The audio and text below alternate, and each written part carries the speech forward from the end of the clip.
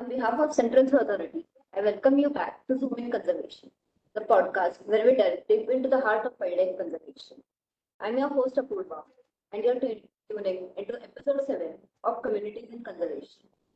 Today, we truly have a special guest joining us, Mrs. Bhavna Menon, someone who has not only witnessed but actively participated in the evaluation of conservation efforts in India, especially within the vibrant of Central India.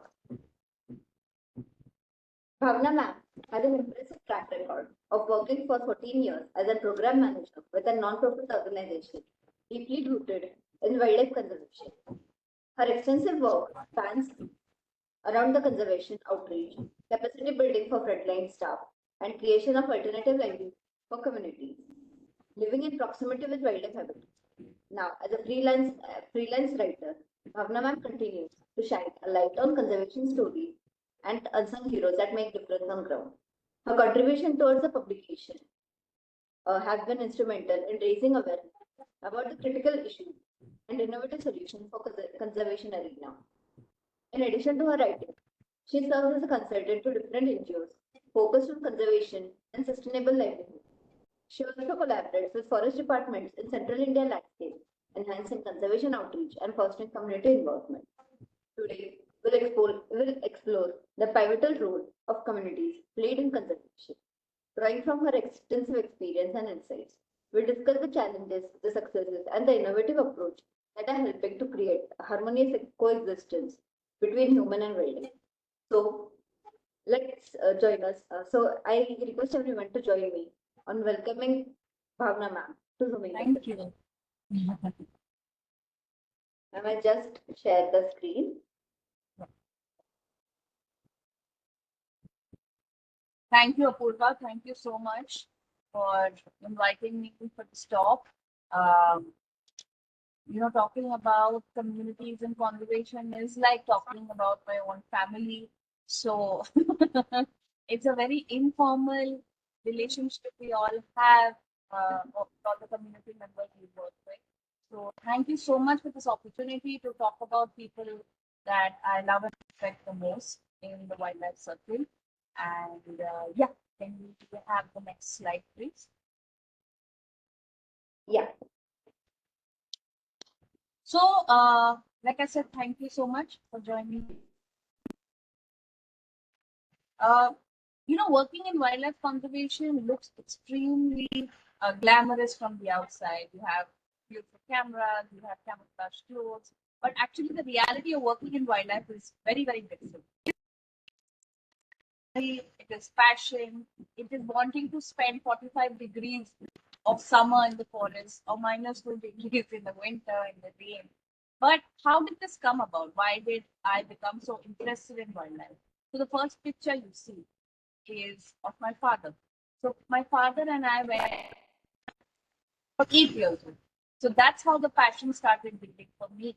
And the picture you see next to it is a nature invitation camp that we did in the same park where I was 8 years old, some 12, 13 years later, even more than that, where Sanjay sir is here and with the Kanha Forest Department, we did ran some nature education program. We took children from the buffer area of the park inside the forest, spoke to them about flora, fauna, their role in protecting it.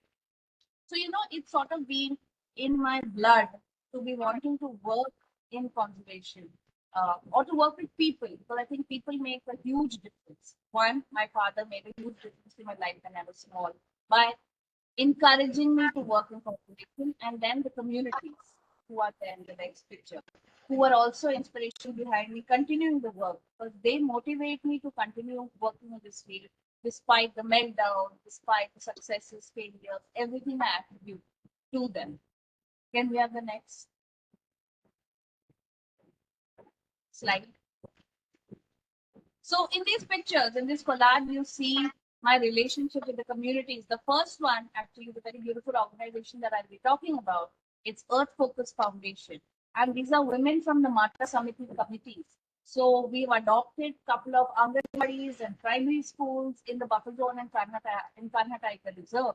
And we didn't want it to be an NGO effort alone. We wanted the parents also to be involved in the whole process of a child's development.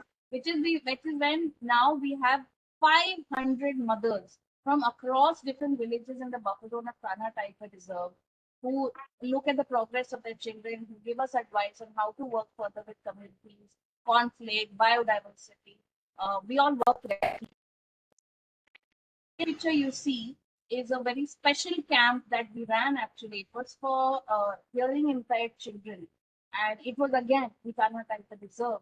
We took them on a safari, we did a presentation in sign language for them. They taught us so much. It was like a real blast. It was amazing. The picture down you see of all the men in camouflage, these are Pardis. I'll be also talking about the nomadic tribe Pardis. Uh, there's a very big stigma attached to them even today, unfortunately, because they were involved in the decimation of tiger figures in Panna some 10, 12 years back. But now, when you go back and see the entire population of the Pardis, there's been a huge change. I mean, they've not only given up their arms, not only given up hunting completely, but they're also the children are studying. Some of them are BSc in agriculture, and the boys we see me standing before in the picture are Pardi guides. So we got a lot of um, anxious calls from people saying, "Oh, you're opening a forest for Pardis. They're going to hunt more. They're going to kill everything more." But when we opened up a certain tract outside the forest, the territorial division of Karnataka River, when Pardis finished their training, they took some guests on a walk and tried and we told them, don't be afraid of telling people who you are. Yes, we used to be a traditional hunting community, but that's perfectly fine. You should never be shy about it. Be proud of who you are. So when they took a couple of people and the guests accepted them for who they were and said, we'll miss every safari just to do this walk with the Pardis. The Pardis actually looked towards me and said, आज पारदी इस जंगल में चला है यहाँ पे एक भी शिकार नहीं होगा we ourselves will protect that area and really in Panna Apurva there's not been a case of hunting or poaching of a tiger by pardis in the last decade. The picture you see after the camouflage picture is of little kids in the Pardi hostels and of course this is me interacting with some more communities and children through nature education camps. Next please. Yeah. Speaking of communities, that young boy you see wearing necklaces is from the Bega community of Kanha Tiger Reserve. We had the honor of working with them. Extremely shy community. That time it was Sanjay sir and Sudhindra Khare sir who helped us, make formulate this project because basically we work with the traditional jewelry. At one point of time, the Begas were extremely, they still are, but it's much lesser now. They used to be involved in the collection of something called the Mahul leaf or the camel foot leaf. And used to spend almost the entire day in the forest collecting it because उसमें से वो दोना पत्तल वगैरह बनता था and which they used to sell for 30-40 rupees. In return, we used to come in conflict with wild animals so at the time. The forest was getting degraded because of the collection of the leaves. So we started a project for alternate livelihood, which is the Bega traditional jewelry. So it took us almost a year and a half to get the consent of the tribe. But today, it's a lovely project. It's a thriving project. It's a sustainable one. We went in, we did the community mobilization. Today, the women are themselves selling, the men are themselves selling jewelry. People come and do workshops with the community. And it's a fantastic experience. The second picture you see of the woman with binoculars was a fire awareness program that we did in Panna. And this was the first time ever that these adults had gone inside the forest. This is villagers. We were sensitizing them to show them what their own forest looks like. Otherwise, it's so easy and ironical to tell someone in India, save the polar bear. If someone's not seen a polar bear, if not someone doesn't understand what it looks like, how do you plan to protect it? Which is why we took a lot of these villagers inside the forest, created awareness with them, showed them the forest. They saw leopards, they saw tigers, they saw sloth bears, and when they went back, it was a completely different, changed mindset of the villagers. And that year, I think the forest fires came down to 80% reduction in the number of forest fires in Panna, which usually is the most prone to forest fires. Now, speaking of alternate livelihoods and conservation outreach, how can I not talk about preservation of skill sets? So the black and white picture you see are the hands of a Pardhu, and he is basically chiseling a whistle. Earlier in the time, as a nomadic community, when they used to roam the forests, they used to catch a bird called the pipu, the francolin. Now they don't do it. But we said, why not showcase the whistle as a means, as a product, as a takeaway for guests? So even though their hands get cut making this, they make them one of the most beautiful whistles, beautifully carved, polished, and then we used to sell it for them on an online portal. And people have now made jewelry out of it, they made like pendants out of it. And that's the whole aim of our work with community. One was outreach, like you see. Second was capacity building with the forest department. Here, I'm not trying to say that we were teaching anything to the department. They were already very, very well equipped with information and knowledge. But we wanted to, sort of strengthen the relationship with the communities. So we ran projects like we had workshops on how to do community engagement, how to work with people living around in the buffer zone. So that was the whole idea of capacity building. Nature education, of course, was with the little ones. We used to take them inside the forest, have food with them, come back out, a whole day of fun. No gyan, keep jungle bachao, jungle bachao. It was all about them that day, saying because of you, the forest is alive. Because of you, the forest is protected. So thank you, and this is your treat that you get to see the jungle. Preservation of skill sets like the Vega traditional jewelry, the Parvi merchandise, the walk with the Parvis, and special camps like as I was mentioning. We did two camps, in fact, in Kanha. One was a visually impaired camp, and one was with children with hearing impairment. So visually impaired camp was absolutely stunning. Apurva, I can share the article we wrote about that as well. Basically, we did a sensory trail where children could touch the bark of wood, they could touch leaves, and we were walking with them. We were mimicking animal calls, and before we knew it, they knew more about the forest than us also. They, in fact, at one ठंडी हो गई है तो आगे कहीं पे पानी होगा जरूर पानी का स्रोत होगा वाटर बॉडी होगा ऐसे नहीं यहाँ नहीं है but they were absolutely right within 5 minutes we came across a water body so they were teaching us how to see a forest with not only our eyes but with our senses so that was an amazing experience. Next please.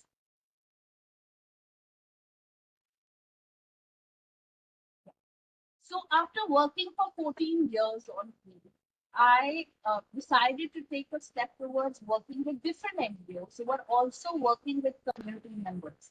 This is an organization called Earth Focus Foundation, which has two core aspects, and I was helping them with partnership building this. One is livelihoods, where they're actually again working with the mega community. Until now, they have replanted or restored almost 200 plus acres of land, lands which were once lying completely barren. The Earth Focus team has actually managed to that Sardar Bega, the first picture you see that Sardar Bega from the village of Chitranpur, in fact.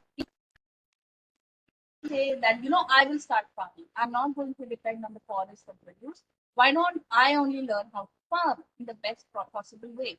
So they were all given a training, and today almost 200 plus acres of land, tribal land, has been made profitable by planting trees. We did a whole convergence model with the government, with the bamboo mission, so that the people, when they plant trees, they also get money into their account. So it was not just about reviving and restoring, but it was also giving an income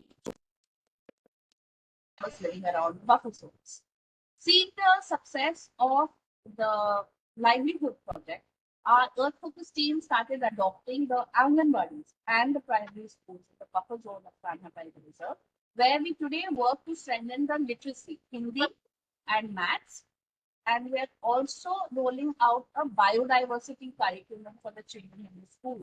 So that, nature awareness is not limited only to camps, but it's an everyday process. So every day after class, we talk about what is conflict, what is mitigation, what is alternate livelihood. Children perform skits.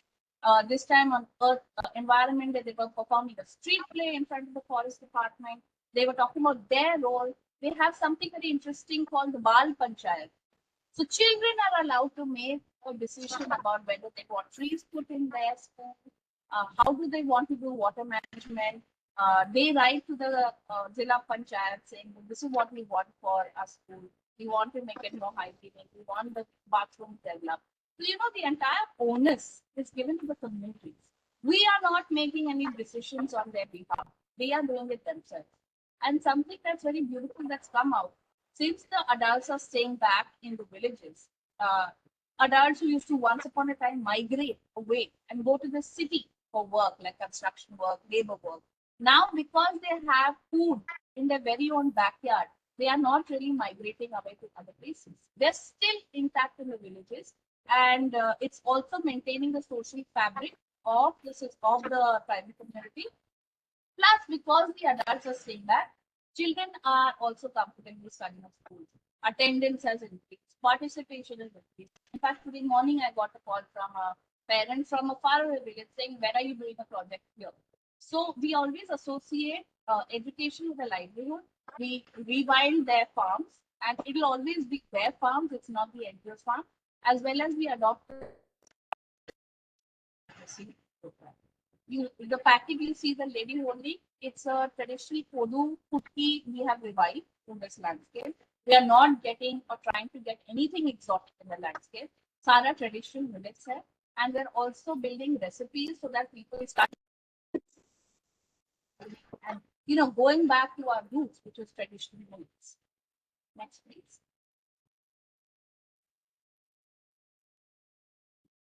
This is the education project.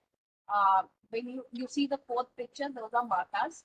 They are the ones who actually check the progress of their children. We always encourage the mothers to come in thrice a month, sit with the children, sit with our educators, and understand the progress of each child. There's a file on each child in this school. So it's like a PTA, but we also want the mothers to tell us what they would like their children to learn. The third picture you see before the Mata Samiti picture, that's our mother. The environment minister in the hand, there's the culture minister in that, and the water minister in that. So we are allowing the children to make their own decisions instead of being the spokespeople. So these children also their self-confidence is boosted massively because you're treating them as equals, right? And their mothers are coming to it. So there's like a 360 approach to this. And the last picture is of the children watching a nest. We were actually building a biodiversity curriculum. For the children. And we asked them, what are the chapters that you want in the biodiversity curriculum? Fine, we make the skeleton. But what is something you particularly want to learn? And they said, we want to learn about bird nests and how they are different from each other. So we undertook a 3-hour walked the entire village and the forest around it. And then we identified different bird nests, and the children came back and drew in it and started writing on their own. So, they're building their own biodiversity curriculum also. Next.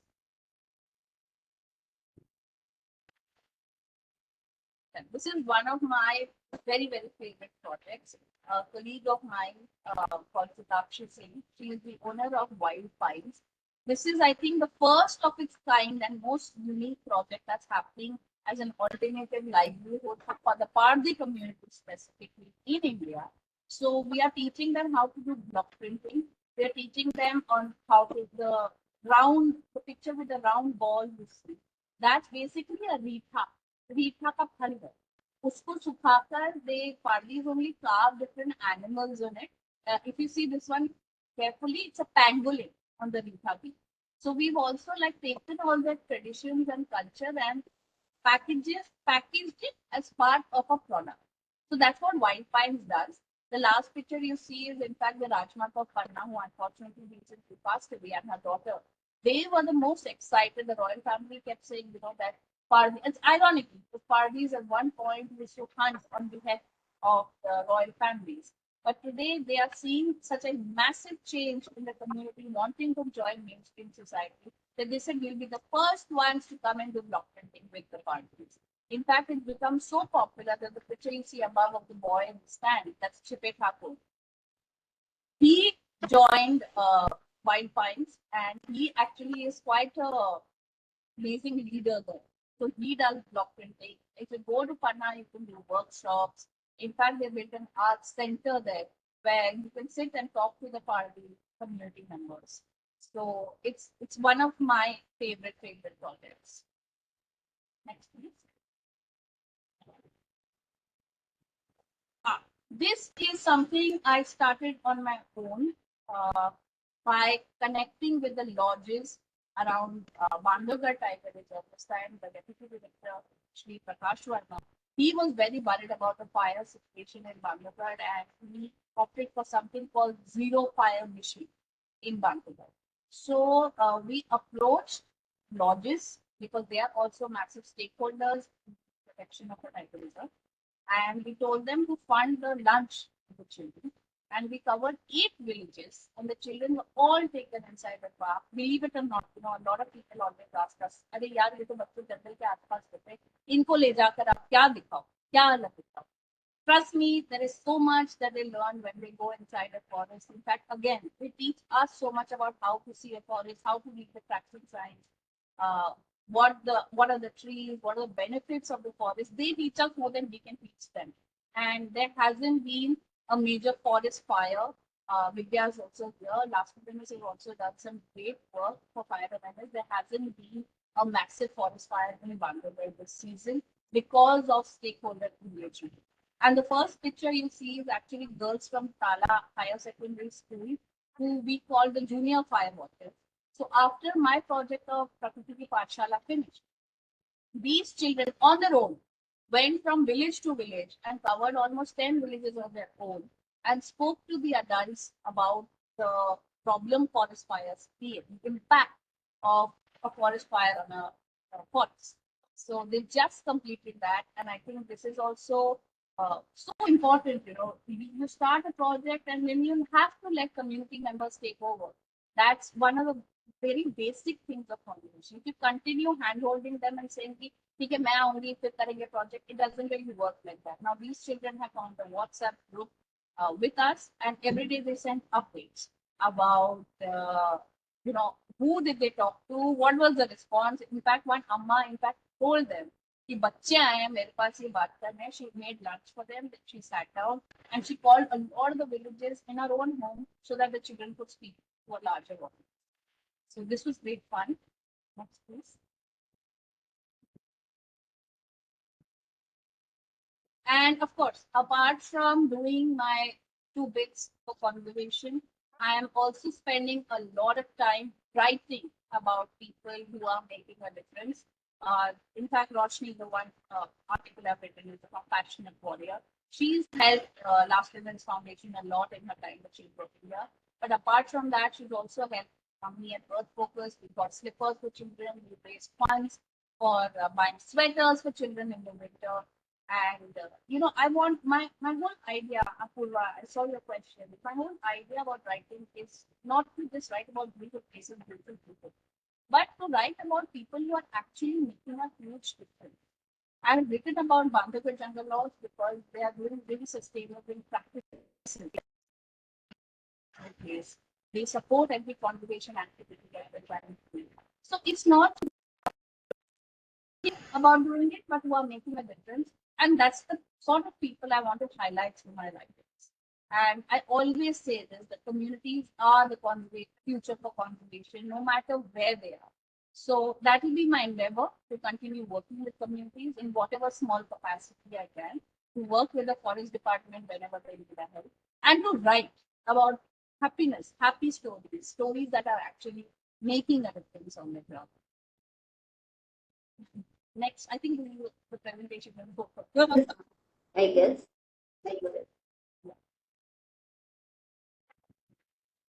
So that's it from me. I mean, it's been a great journey for the past 14 years, 15 years, where I have worked with communities around different tiger reserves. And now it's my job to also write about people who are making the difference. In a nutshell, that's what I'm doing. Very nice.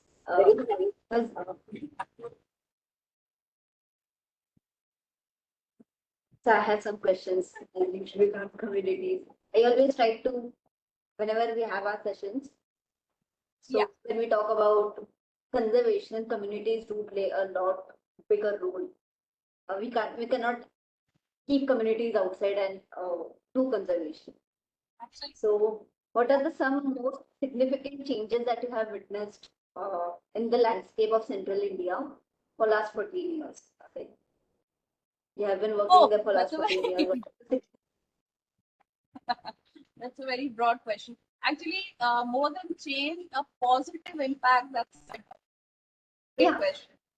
Is that massive mindset change?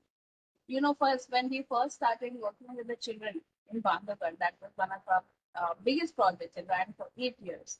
And when we started working with the children, a lot of the villagers were extremely skeptical, saying, "अरे यार, हमारे ये क्या program है, हमको नहीं पता." So we spent a lot of time convincing the villagers, saying, "See, this is the future of conservation. So unless they see the forest, unless we spend time with them, unless there's a dialogue, how can you expect anybody to protect the forest? It's not fair." So I think that was when we started working with children. The message of conservation trickled down to the adults as well, trickled down to the entire village as well. So, you know, whenever we used to pass any village, we used to be like, we used to be called Ghumane Wali Didi. So they used to be so excited that we've come to the village because they knew that there is something different that's happening. They're not giving us junk. They're treating us as decision makers. And that itself was a huge mindset change. uh, I would like to know more about parties. Like, what was their way of approaching or your way of approaching to parties and changing their mindset to conservation? Right. You know, everybody asks us this, how did you change the party? We didn't have to change anybody, thankfully. We just work very, very hard to accept them for who they are. You know, when we first walked into the hostels, a lot of people told us that these are communities who are very scary, very dangerous. Just watch your back. Possible that they may not change. Possible that they're not. When we went in as a blank slate without any preconceived notions, it made a huge difference. We made friends with the time, understanding the community, understanding the culture, understanding the traditions. And then that's how we build the models around conservation parties. But everybody to try and visit the tribe if they are in Panna, because I think once you physically meet them yourself, there's a mindset change on both ends, not just the party, but for us as But it is, whatever I have heard of parties or the communities in hunting, it is very hard for them also to accept another livelihood as a earning source because they have always, like, till past some years, they have always been dependent on the forest as the source of income.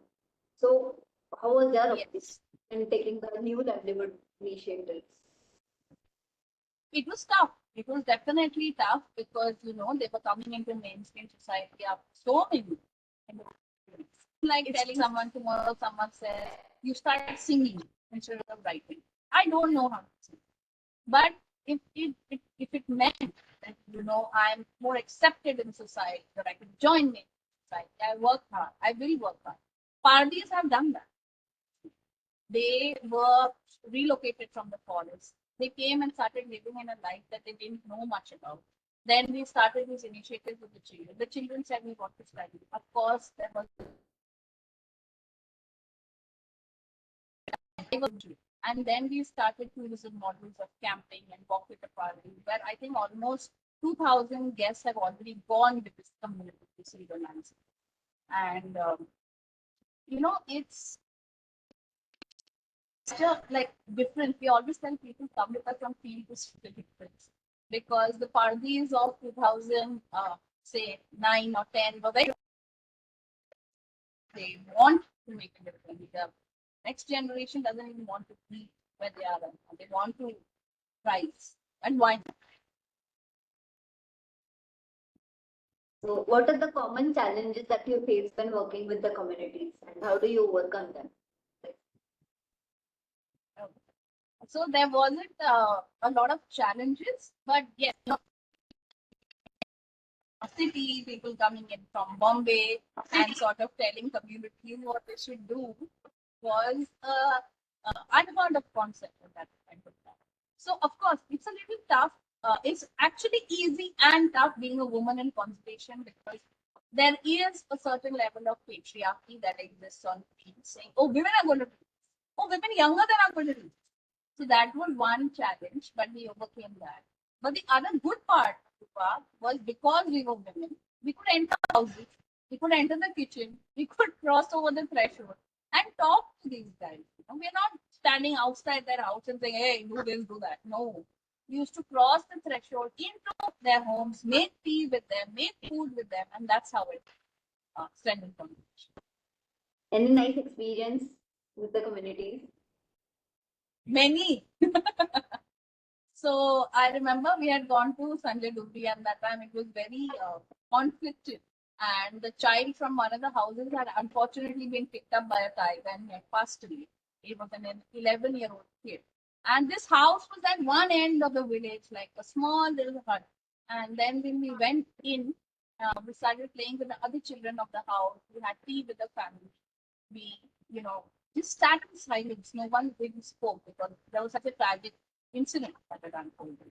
But at the end of it, the family came up and said, thank you for coming inside our house. Thank you for staying playing with our children. हम छोटे जा चुके हैं, हमारे घर कोई नहीं. So for them, it was a very big deal that two women were coming. For us, it was the excitement or the honor of sharing like their space in that moment. But for them, it was a very big deal that we had entered the festival and accept and recognize the grief.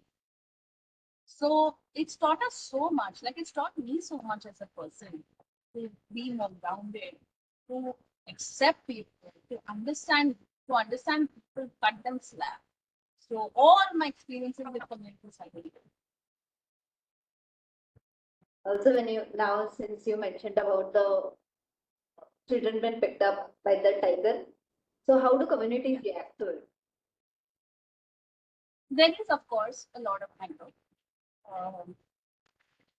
I mean, when people write on social media saying, "अरे गांव वाले की गलती, ऐसा नहीं होना चाहिए, गांव को हटा दो जंगल से, टाइगर कहाँ जाएगा?" I don't think that's fair. I think we need to have. If suppose someone from your family gets unfortunate, possibly tomorrow to go wild animal, you won't be saying save it. You will be angry.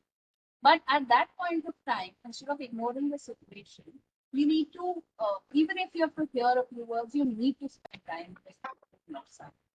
It's they may be angry, maybe, and understandably so. But you need to spend time with them, sit down, have a talk, and find a solution to them. And generally, the adverse reaction is if not even if not only human, but also if the tiger picks up the cattle, villagers Yeah. tend to poison the carcass. So was it hard to change the mindset regarding that? Because that is one of the most important steps that is going to kill the animal, not only one animal, but the multiple species. So Thankfully, sorry, go ahead. yeah. Now it's become a much smoother process from what I've learned, capital compensation. But yeah, I think there's been a lot of mindset change because ever since we started realize that even if they poison the cattle, they're going to lose the tiger, they'll lose the tiger. They understand the entire circle of life. The more the tiger disappears, the more of the forest will disappear, and we are getting directly. In fact, when I had gone for this fire awareness program, children were asking me, "Ma'am, Karnataka में tanker से पानी आ रहा है, tanker से कौन पानी पीता है?" I was like, "Yeah, आप नदी में कैसे कूद के पीते हो? क्योंकि वो जंगल के अंदर है. अगर टाइगर नहीं होगा तो जंगल नहीं होगा तो पानी नहीं होगा जिसमें आप तैरते हो, जिससे आपको इतना फ्रेश पानी मिलता है."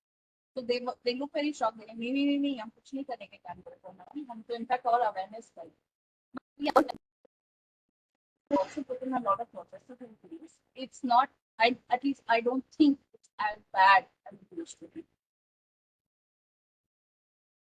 Can you describe a particularly impactful outreach program that has made significant difference in community attitude towards conservation? Like you mentioned, 3, 4 programs that are personally favorite to you. One with the All jewelry our making. favorites. Yeah. Particular I was going instant. through your Instagram profile. I saw your multiple posts with the jewelry of the community. Yeah. Yeah. Yeah, actually, I should mention that very part because that was a very interesting project. पहले हम लोग जब जाते थे, तो it is called Bandakula. So whenever they used to see us coming to the village, they were so shy, used to run away, and they were unable to have a dialogue with us. Finally, we met this teacher in that school. We explained the whole idea of the project to her, how it will benefit. It's not benefiting us; it's benefiting the community. And I remember in the beginning, she said, "ठीक है, मैं बात करके देखती हूँ." And almost 6, 7 months, nothing. Okay, there was radio silence. Then one day, when I was in the forest guest house, she called and she was like, "आप जल्दी आ जाओ." I said, "क्या हो गया?" And when we went to the village, so many people were standing there saying, "We want to be part of it." Women, all of them. They said, "We want to be part of the problem. We understand what you're trying to do for us. We understand the life of the problem, and we really want to be." In fact, आज क्या तब भी men were not in. Men say, "अरे ये तो औरत का काम है, हम क्यों करें?" But when they started seeing that it's actually helping the community, even they got involved. So if the men are unwell, the men used to sit and fulfill the order request of the jewelry. So that was very interesting for me.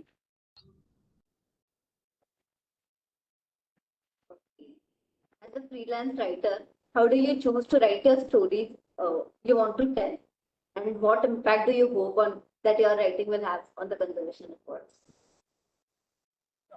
So most of my writing, which I can share across with you as well, is about people making a difference on the ground. It's either about the tribal communities or it's about people in the urban space who are working with communities and making a difference. And the impact that I want my stories to have is for more and more people to be aware. कि ऐसा हो रहा है.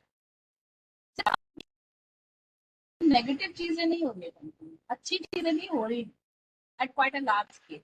So that's the sort of impact I want to create with my stories. And of course, if the person in question needs any support or aid to continue his or her work, that's the other impact I want to have, to be able to make it more sustainable for that person by getting more help. What keeps you motivated and so passionate? Like you're so long into this journey and still you're so enthusiastic right now also while talking. You're so much motivating. Actually, there was a very interesting incident. We were in Bandhavgarh, right? Bandhavgarh. And we were doing the village awareness program. And I was tired. I was, because we used to talk the whole day. We used to stand in the canter and talk.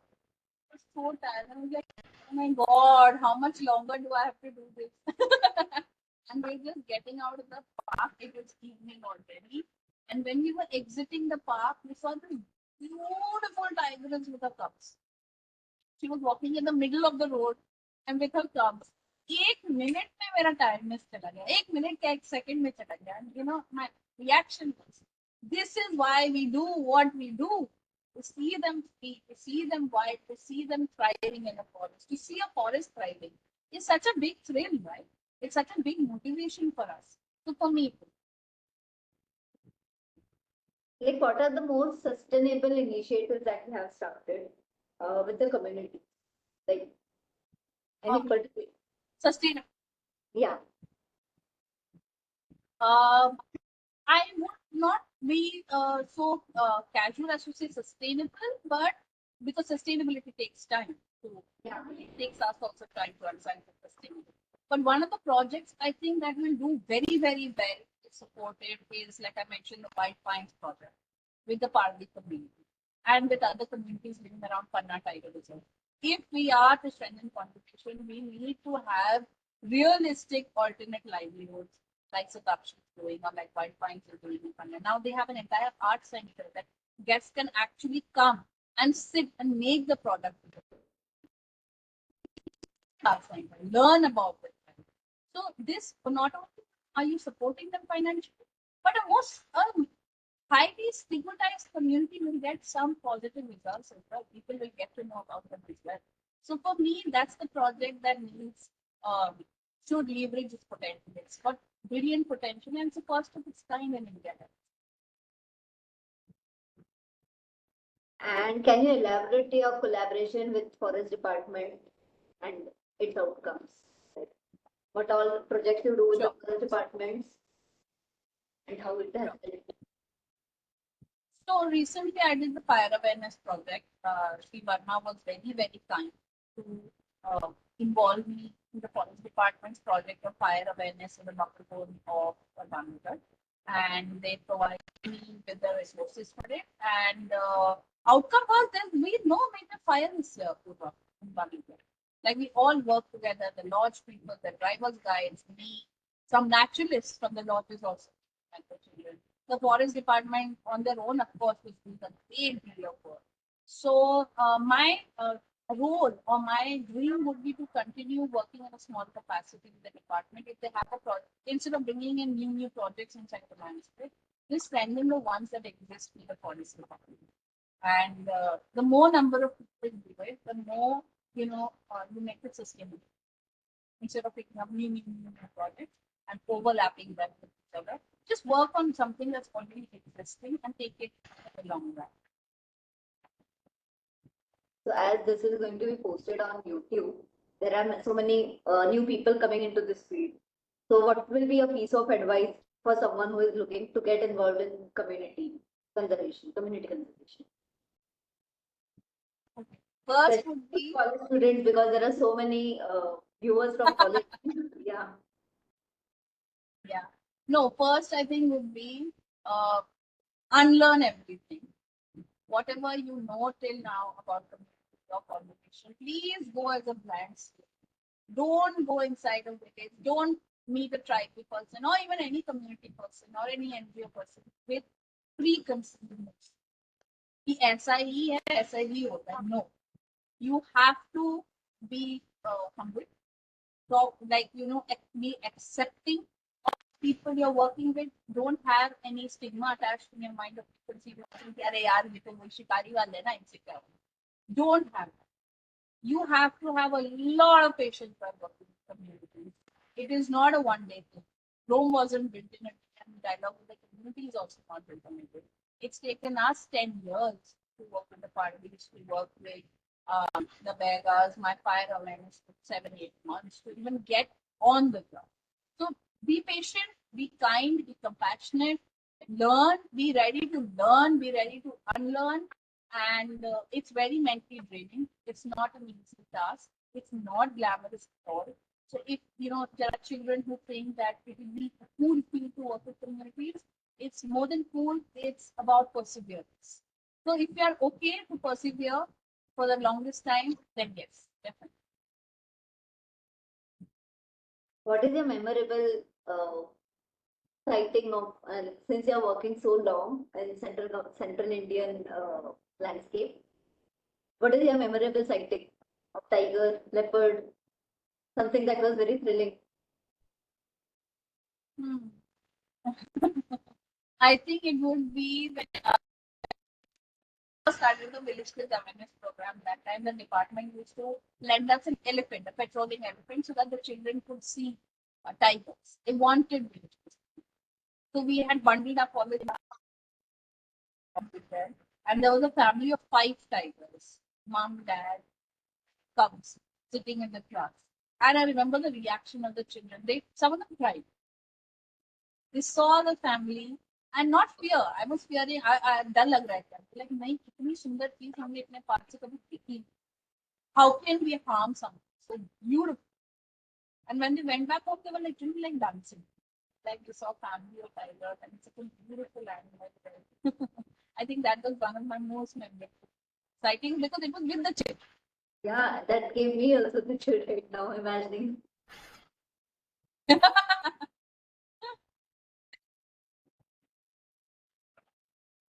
And since you are working with multiple communities, like Parthi, Bagis community, which community do you find easier to work with, or easier to communicate, or easier to gel in?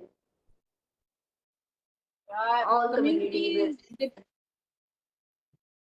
it's easier to work with village communities because once you're into the circle of trust, it actually becomes easy. The tough part is building the dialogue.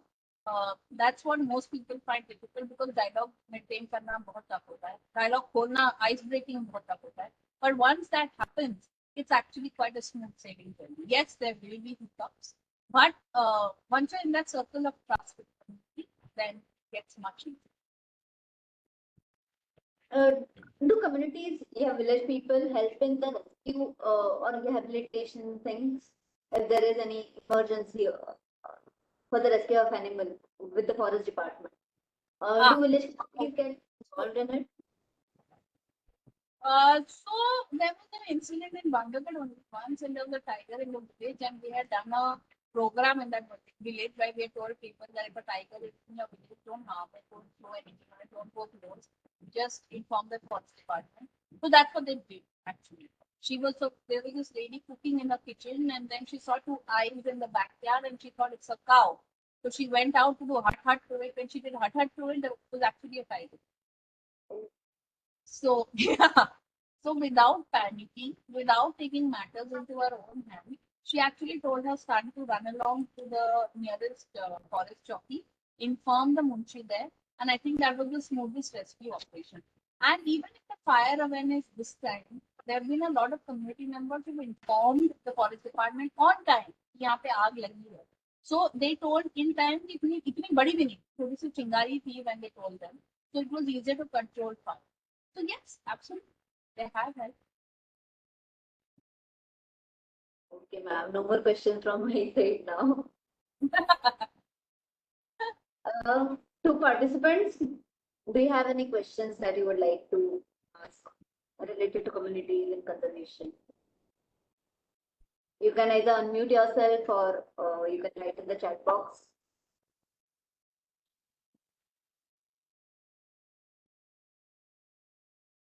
No question.